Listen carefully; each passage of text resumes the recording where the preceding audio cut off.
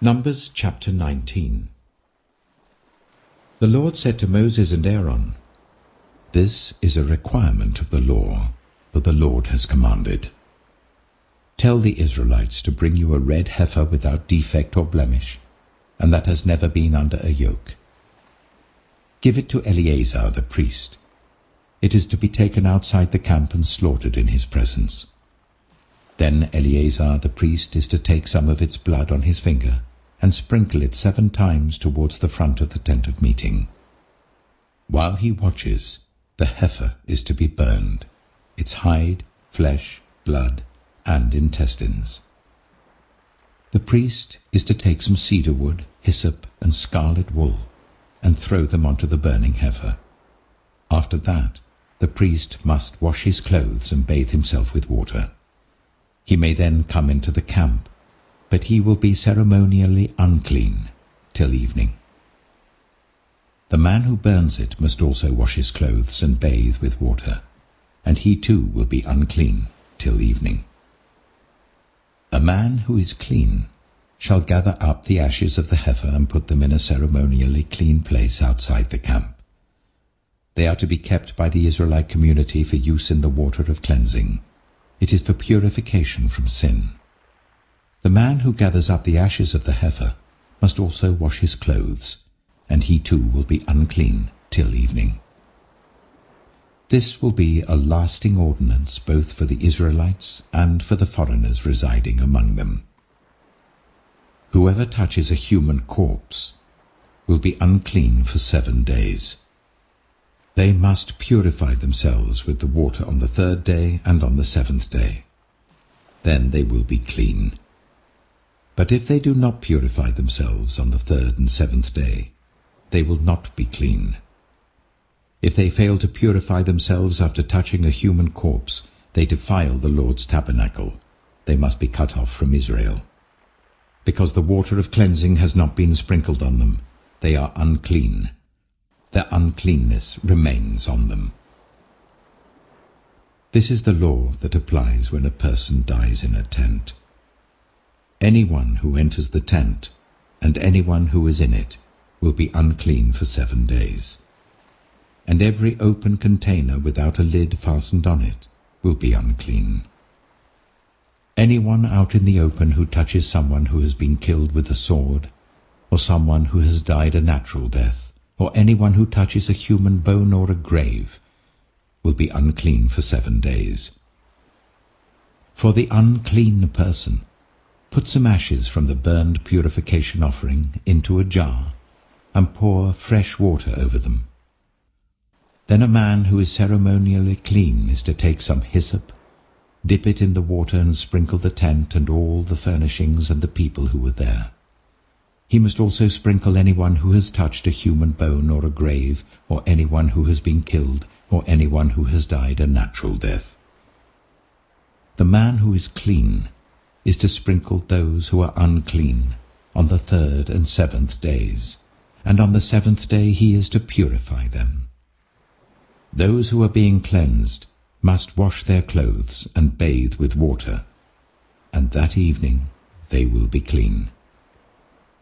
But if those who are unclean do not purify themselves, they must be cut off from the community, because they have defiled the sanctuary of the Lord. The water of cleansing has not been sprinkled on them, and they are unclean. This is a lasting ordinance for them. The man who sprinkles the water of cleansing must also wash his clothes, and anyone who touches the water of cleansing will be unclean till evening. Anything that an unclean person touches becomes unclean, and anyone who touches it becomes unclean till evening. Psalm 56. Be merciful to me, my God, for my enemies are in hot pursuit. All day long they press their attack. My adversaries pursue me all day long. In their pride many are attacking me. When I am afraid, I put my trust in you. In God, whose word I praise, in God I trust, and am not afraid. What can mere mortals do to me? All day long they twist my words. All their schemes are for my ruin. They conspire, they lurk, they watch my steps, hoping to take my life. Because of their wickedness, do not let them escape. In your anger, God, bring the nations down. Record my misery. List my tears on your scroll. Are they not in your record? Then my enemies will turn back when I call for help. By this I will know that God is for me. In God, whose word I praise, in the Lord, whose word I praise, in God I trust and am not afraid. What can man do to me? I am under vows to you, my God. I will present my thank offerings to you. For you have delivered me from death and my feet from stumbling, that I may walk before God in the light of life. Psalm 57. Have mercy on me, my God, have mercy on me. For in you I take refuge. I will take refuge in the shadow of your wings until the disaster has passed. I cry out to God Most High, to God who vindicates me. He sends from heaven and saves me, rebuking those who hotly pursue me. God sends forth his love and his faithfulness. I am in the midst of lions. I am forced to dwell among ravenous beasts, men whose teeth are spears and arrows, whose tongues are sharp swords. Be exalted, O God, above the heavens. Let your glory be over all the earth. They spread a net for my feet. I was bowed down in distress. They dug a pit in my path, but they have fallen into it themselves. My heart, O God, is steadfast. My heart is steadfast. I will sing and make music. Awake, my soul, awake, harp and lyre. I will awaken the dawn. I will praise you, Lord, among the nations. I will sing of you among the peoples.